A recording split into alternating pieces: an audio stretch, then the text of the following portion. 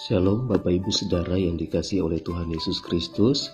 Jumpa lagi kita dalam perenungan firman Tuhan pada hari ini, di mana kita akan kembali belajar bersama-sama melalui kebenaran firman Tuhan yang terambil dalam Injil Matius pasal 25 ayatnya yang ke-12 dan ayatnya yang ke-13. Sebelum kita mendengarkan renungan firman Tuhan, marilah kita satu dalam doa. Bapa kami dalam kerajaan surga, kami menaikkan setiap pujian dan syukur kami kepadamu. Oleh karena berkat kemurahan-Mu, kami boleh menikmati segala yang baik. Oleh berkat kemurahan-Mu, kami boleh ada sampai pada saat ini. Kami boleh ada dan menikmati semua yang terbaik. Sebelum kami menyerahkan kehidupan kami sepenuhnya ke dalam tangan-Mu, pakailah kehidupan kami untuk menjadi alat-Mu. Inilah kehidupan kami. Jadikan kami indah di hadapan-Mu ya Bapa. Jadikan kami pribadi yang selalu dapat menyenangkan hati-Mu, dapat untuk memuliakan Engkau ya Bapa. Dan kami berdoa dan bersyukur hanya di dalam nama Yesus Kristus. Haleluya. Amin. Puji Tuhan Bapak Ibu Saudara yang dikasihi oleh Tuhan Yesus Kristus. Renungan firman Tuhan terambil dalam Injil Matius pasal 25 ayatnya yang ke-12 dan ayatnya yang ke-13. Demikian bunyi firman Tuhan. Tetapi ia menjawab, "Aku berkata kepadamu, sesungguhnya aku tidak mengenal kamu. Karena itu berjaga-jagalah, sebab kamu tidak tahu akan hari maupun akan saatnya." Ini adalah ayat terakhir dari perumpamaan tentang gadis yang bijaksana dan gadis-gadis yang bodoh, di mana dalam perumpamaan ini dikatakan bahwa 5 gadis yang bodoh dan 5 gadis yang bijaksana ini, mereka sama-sama pergi untuk menyongsong mempelai laki-laki. Sebelum kita lanjut, dikatakan bahwa mempelai laki-laki itu adalah gambaran daripada Kristus sebagai kepala gereja, dan mempelai wanita adalah gereja Tuhan itu sendiri, yaitu jemaat yang dikasihi oleh Tuhan. Dikatakan bahwa mereka pergi untuk menyongsong sang mempelai ini, digambarkan tentang bagaimana dia akan datang untuk menjemput saya dan saudara sebagai orang-orang percaya untuk memperoleh kerajaan surga. Dikatakan bahwa mereka masing-masing membawa minyak, tetapi yang membedakan antara gadis yang bijaksana dan gadis yang bodoh, sama-sama mereka membawa minyak dan pelita, tetapi gadis yang bodoh, mereka tidak membawa persediaan minyak atau cadangan minyak untuk pelita mereka. Tetapi gadis-gadis yang bijaksana, mereka membawa minyak untuk persiapan pelita mereka. Ketika lama mempelai itu belum kunjung datang, firman Tuhan berkata mereka mengantuk, lalu mereka semua tertidur. Tetapi pada waktu tengah malam, firman Tuhan berkata bahwa terdengarlah suara yang berseru, "Mempelai datang, songsonglah dia." Gadis-gadis itu pun bangun semuanya, lalu membereskan pelita mereka. Gadis-gadis yang bodoh berkata kepada gadis-gadis yang bijaksana, "Berikanlah kami sedikit dari minyakmu itu, sebab pelita kami hampir padam." Tetapi jawab gadis-gadis yang bijaksana itu, "Tidak, nanti tidak cukup untuk kami dan untuk kamu. Lebih baik kamu pergi kepada penjual minyak dan beli di situ." Akan tetapi waktu mereka sedang pergi untuk membelinya, datanglah mempelai itu, dan mereka yang telah siap sedia masuk bersama-sama dengan dia ke ruang perjamuan kawin. Lalu pintu ditutup. Kemudian ayat yang ke-11 ini, kemudian datang juga gadis-gadis yang lain itu dan berkata, "Tuan, Tuan, bukakan kami pintu." Tetapi ia menjawab, "Aku berkata kepadamu, sesungguhnya aku tidak mengenal kamu." Bapak Ibu Saudara yang dikasihi oleh Tuhan, saya bisa menggambarkan di sini mereka adalah, kalau kita digambarkan sebagai gereja Tuhan mempelai wanita, maka semua kita sama sebagai jemaat Tuhan, sebagai pelayan-pelayan Tuhan. Yang akan membedakan di sini, apakah kita memiliki persiapan penuh untuk kita menanti tentang kedatangan Tuhan itu, ataukah tidak.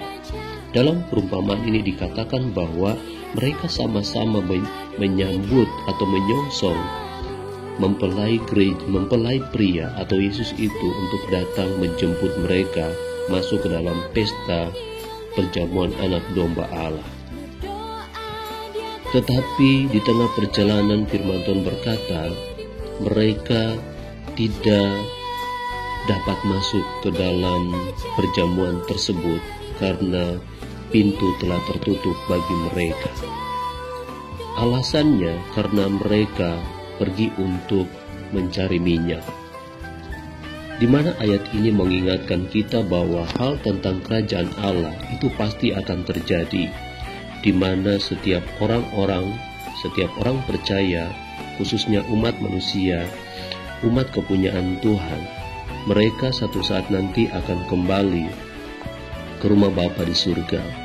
Entahkah mereka kembali ke rumah Bapa di surga ataukah mereka mengalami kematian kekal. Tapi yang pastinya kematian tetap akan menghampiri setiap orang. Nah, dalam ayat ini, dalam perumpamaan ini mengingatkan kepada saya dan saudara untuk selalu bersiap sedia dalam segala hal.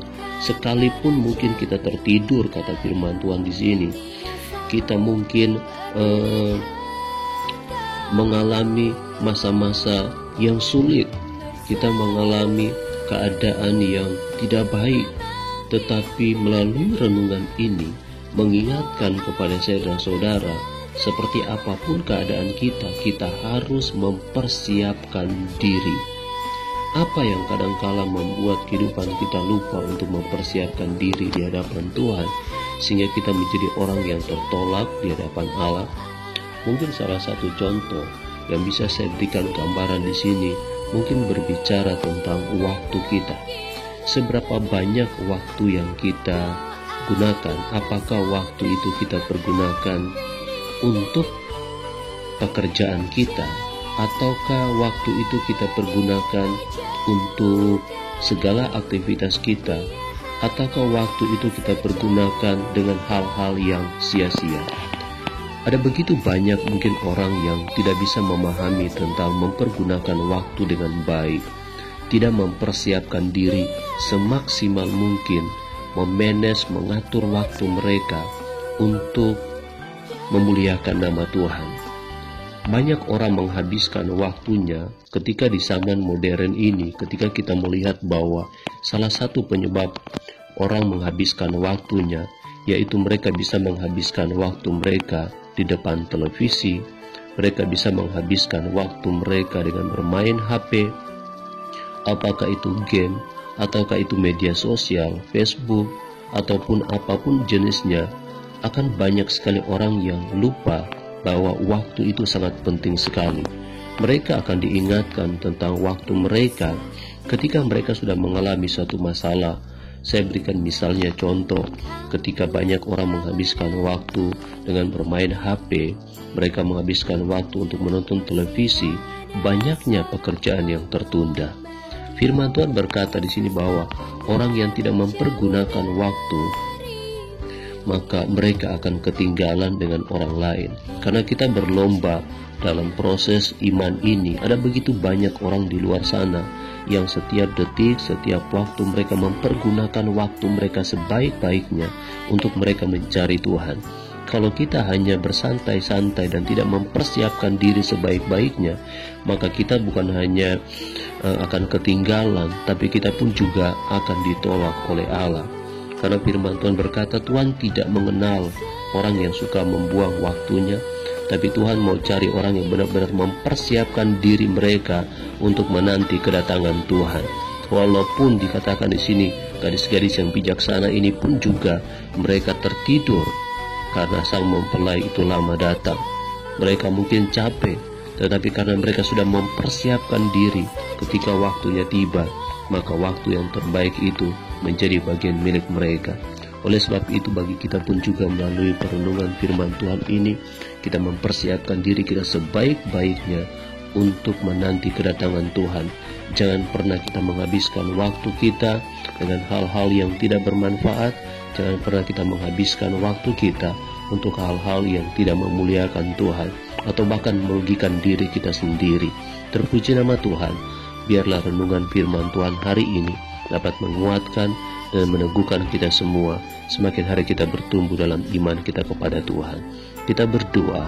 Bapa di surga, terima kasih, kami bersyukur buat perenungan firman Tuhan pada hari ini, di mana kami diingatkan kembali untuk kami menyongsong kehadiran-Mu, untuk kami menyongsong tentang kedatangan-Mu dalam kehidupan kami. Kami harus mempersiapkan diri sebaik-baiknya, di mana kami harus memiliki minyak yang adalah pribadi Roh Kudus, yang harus selalu memenuhi kehidupan kami, agar menjadikan kami indah di hadapan Tuhan. Terpuji nama-Mu, kuatkan dan teguhkan setiap iman percaya kami, agar semakin hari kami bertumbuh dalam iman, pengharapan, dan kasih kami kepadamu. Terpuji nama-Mu, dan kami berdoa dalam nama Yesus Kristus. Haleluya. Amin.